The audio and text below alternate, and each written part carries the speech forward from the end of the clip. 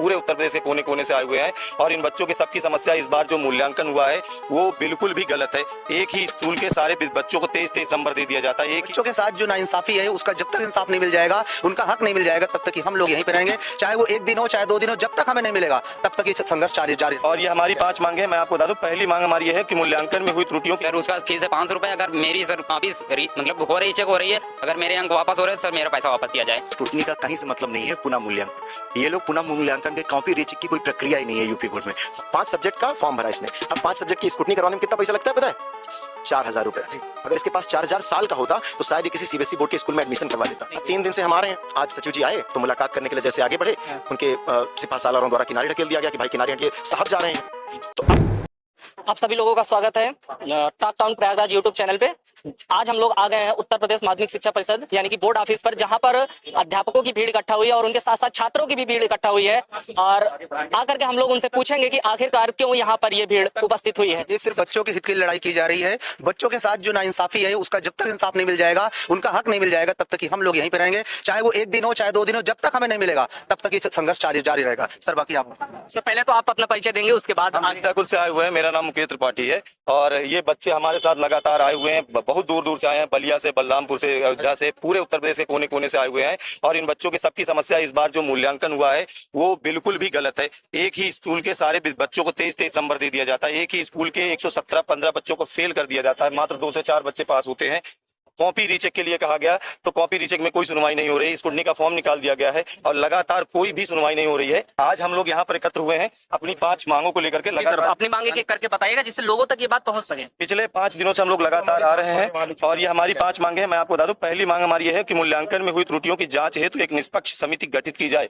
मूल्यांकन में त्रुटि कहाँ हुई है, कॉपी गलत चेक हुई है या कॉपी का जो बच्चों के नंबर आए वो डेटा अपलोड करने में कहाँ गलती हुई है, इसकी कोई जानकारी किसी बच्चे के पास नहीं है, ना तो इसकी जानकारी किसी टीचर के पास है। और पहली इसके लिए ये एक निष्पक्ष समिति बनाए और ये इस बारे में इसका सलूशन करे। दूसरी हमारी मांग है कि उत्तर पुस्तिकाओं के पुनः मूल्यांकन की प्रक्रिया को पूर्णतः ऑनलाइन, सरल एवं पारदर्शी बनाया जाए। हमारी दूसरी मांग है कि लगातार ये जो पुनः मूल्यांकन की प्रक्रिया इसको ऑनलाइन और सरल एवं पारदर्शी बनाया जाए। सरल एवं पारदर्शी इसलिए बनाया जाए, पुनः मूल्यांकन का फॉर्म भरवा लिया जाएगा लेकिन बच्चे की कॉपी चेक हुई नहीं चेक हुई इसके बारे में कोई जानकारी बच्चे के पास नहीं आएगी, ना टीचर के पास आएगी। आज जब हम भारत को डिजिटल इंडिया में देख रहे हैं, आज हम देख रहे हैं कि भारत हमारा डिजिटल इंडिया बन रहा है और हमारे पास कोई प्रूफ नहीं है, ना ऑनलाइन बच्चे की पीडीएफ है, ना कहीं कॉपी, कुछ नहीं है। तीसरी हमारी मांग ये है कि वे छात्र जो पुनः मूल्यांकन में शामिल हो रहे हैं उनके दावे को सही पाए जाने पर उनका शुल्क वापस किया जाए। अभी आप देख रहे थे एक बच्चा हमारे पास आया था, उस बच्चे ने बताया कि 25 रुपए मांग रहे हैं स्कूटनी के लिए। और वो यही नहीं, वो बच्चा कौन था? आ जाओ इधर आ जाओ। ये बच्चा हमारे पास कहाँ से चल के आया बेटा? कहाँ से आए हो आप? सर मैं रामनगर से आया हूँ, 12 से। रामनगर से आए Yes, तो sir. मतलब समस्या क्या थी आपकी? सर मेरा हिंदी इंग्लिश में मार्क्स बहुत कम है। अच्छा, लगभग Yes, sir. कितने आए हैं? सर मेरा हिंदी में आया 56 नंबर अच्छा, और इंग्लिश में सर 45 में। सर मैं जोड़ा तो मैं यहाँ बात सोल्यूशन करता था तो सर उसमें मेरे हिंदी में आते थे 95 आता था और इंग्लिश में सर 88।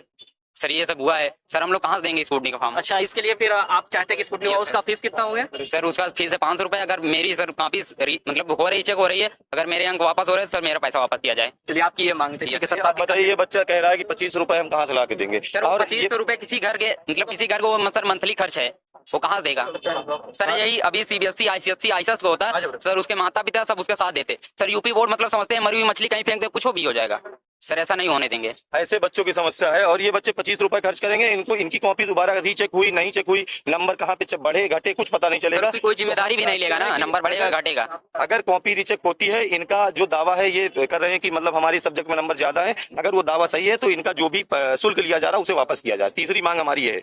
चौथी अगर हम बात करें, सभी छात्रों की उत्तर पुस्तिकाओं की डिजिटल प्रति, मतलब अगर उत्तर पुस्तिका इन्होंने कॉपी रीचेक कर ली है तो उसकी डिजिटल प्रति वेबसाइट पर उपलब्ध कराई। यूपीएमएसपी की वेबसाइट की ये हाल है। इस वर्ष यूपी बोर्ड रिजल्ट को लेकर के इतनी अफवाहें फैली है, कभी कंफर्म नहीं हुआ कि रिजल्ट किस दिन आएगा। बच्चा हर दिन लगातार सोशल मीडिया में वायरल हो गई, नोटिस से परेशान रहा, लगातार उसको इधर उधर की वायरल खबर मिलती रही। तो हम चाहते हैं कि वेबसाइट पर ये डिजिटल प्रति उपलब्ध कराएं और वेबसाइट पर सही जानकारी उपलब्ध कराएं। बच्चे साल भर परेशान होते हैं, उनको झूठी और गलत खबर मिलती रहती है, तो ये अपनी वेबसाइट को सही करें। उत्तर पुस्तिका अगर रीचेक हो जाती है तो उसके बाद उनकी डिजिटल प्रति यानी उनकी एक डिजिटल कॉपी वेबसाइट पर उपलब्ध कराएं, जिससे वे और उनके अभिभावक मूल्यांकन के मापदंड और स्तर को समझ सके। मतलब इनका मूल्यांकन का क्या क्राइटेरिया है, किस तरह ये चेक करते हैं, क्या कहाँ पे बच्चे के नंबर कटते हैं, कहाँ पे बच्चे को नंबर दिए जाते हैं, ये सारा क्राइटेरिया हम समझ सके, बच्चे समझ सके, उनके गार्जियन समझ सके।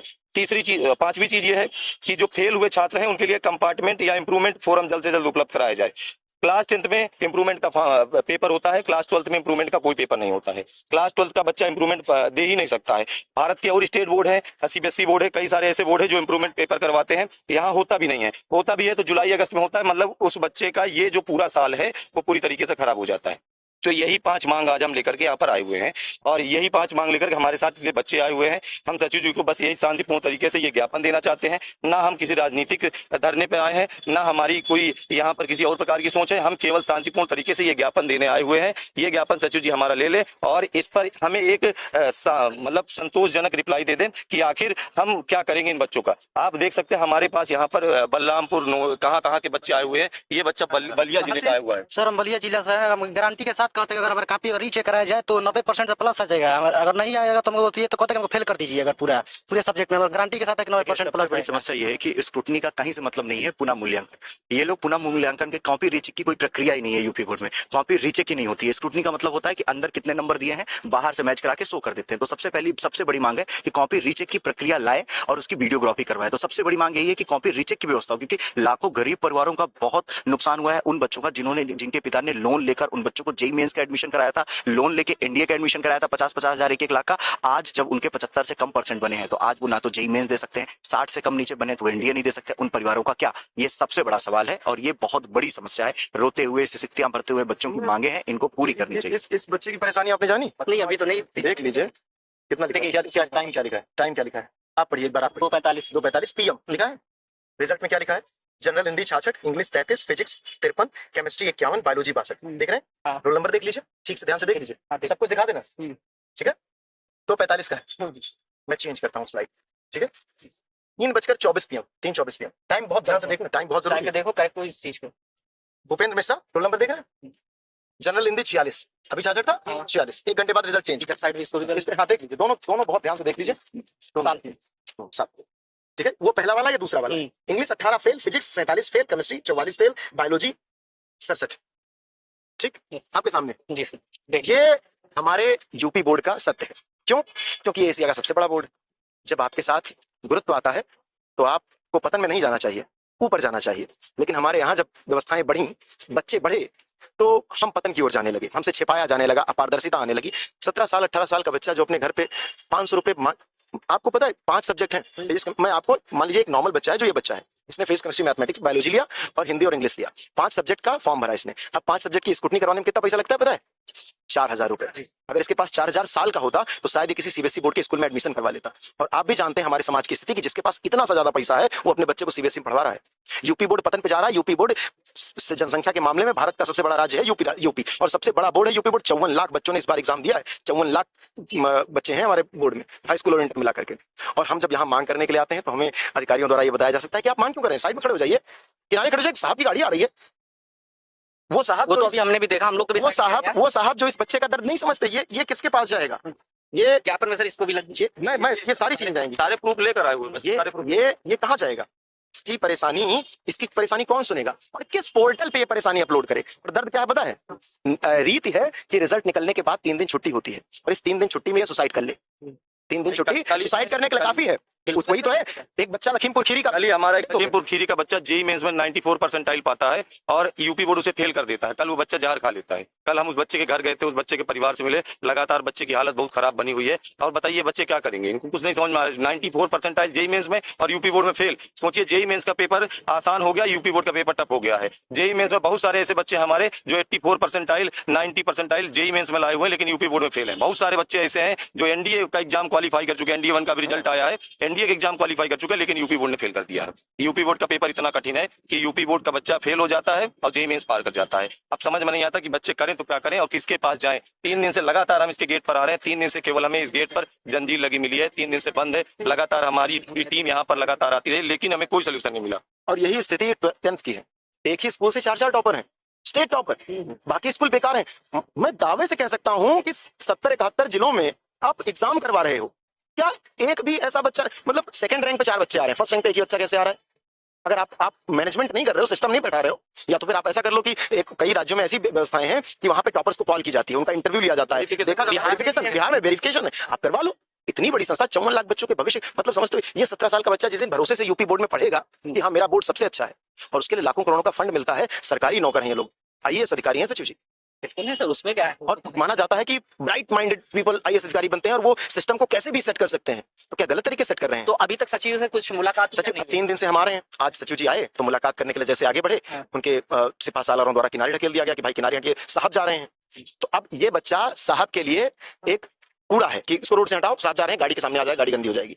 अभी हम साहब को ज्ञापन देंगे, साहब हमारा ज्ञापन स्वीकार करेंगे तो हम अपनी मांग को हम फिर से 3-4 दिन वेट करेंगे, क्योंकि हमारी पूरे हम 3 दिन से हम कुछ नहीं कर रहे थे, हम ऑनलाइन संस्थान है, और हम एक लोग हमसे कह रहे हैं कि आप इसी संस्था के एक लोग हमसे कह रहे हैं कि आप लोग फेमस होने के लिए इन ऑफिसों में काम करने वाला एक आदमी मेरे साथ एक फोटो डाल दे और एक दिन में उसको उत्तर प्रदेश का रिजल्ट आया, जिस दिन रिजल्ट आया हमने प्रॉपर वीडियो बनाया, हमने कहा आपके साथ गलत नहीं हुआ है, कॉपियां एकदम सही चेक हुई है, वीडियो पड़ा हुआ है साहब। जैसे रिजल्ट आया हमने वीडियो डाला कि आपकी कॉपी गलत नहीं चेक हुई, आपके साथ इंसाफ हुआ है, आप लोग झूठ बोल रहे हो। सर उस वीडियो में 5000 से ज्यादा कमेंट है कि सर कॉपी गलत चेक हुई है, अगर हमें फ्रेम पे आना होता तो उसी दिन हम वीडियो बनाते और रोते, मैं टूट गया, मुझे दुख हुआ, मुझे तकलीफ हुआ, ये होना ही नहीं था हमको। आपको कि हमारा चैनल है यूपी बोर्ड हिंदी मीडियम विद्याकुट, आप जाइए, शुरुआत में जितनी वीडियोस गई हैं रिजल्ट को लेकर के आप उनके कमेंट सेक्शन लाइव में दिखा दीजिएगा, आप जब न्यूज अपनी चलाते हैं उसमें लगा दीजिएगा, कोई दिक्कत, हमारे चैनल की वीडियो चला दीजिएगा, कोई हमें परेशानी नहीं, आप दिखाइए, आप बताइए। तो 5,000 10,000 कमेंट पड़ते हैं, 5,000 10,000 कमेंट केवल इस बात के लिए उन बच्चों के पास जिनके पास पैसे नहीं है सर, 4,500 रुपए यूपी बोर्ड का बच्चा, हमारे बैच में एक बच्चा जुड़ना चाहता, 1,200 रुपए उसकी फीस थी। मुकेश सर के पास बच्चे ने फोन किया कि सर 2 दिन काम किया हूँ, 300 रुपए रोज की, 600 रुपए हो गया, आज दे रहा हूँ, बैच ले रहा हूँ, 2 दिन और काम करूंगा, 600 और चुका दूंगा। मुकेश सर ने उससे कहा कि बेटा मत देना, ये भी मत दो, हम बैच तुम्हें दिलवा रहे हैं। ये हमारा यूपी बोर्ड का बच्चा है, उसको सीबीएसई आईसीएसई में कक्षा 5 से कंप्यूटर पढ़ाया जाता है, हमारे यहाँ कंप्यूटर का कैरिकुलम ही नहीं है, साइंस वर्ग में कंप्यूटर का कैरिकुलम नहीं, कहाँ भविष्य जा रहा है हमारा? और उसके लिए आवाज उठाओ तो फेम के लिए, मतलब अगर कोई राजनेता भाषण दे तो वो फेम नहीं है, लेकिन एक शिक्षक अगर भाषण दे तो फेम पाना चाहता है। हाँ मैं चाहता हूं पाना फेम, इस शर्त पर कि मेरे बच्चे के साथ न्याय हो, फिर उसके लिए कितना भी फेम मुझे चाहिए मिलता रहे, मैं स्वीकार करता हूं।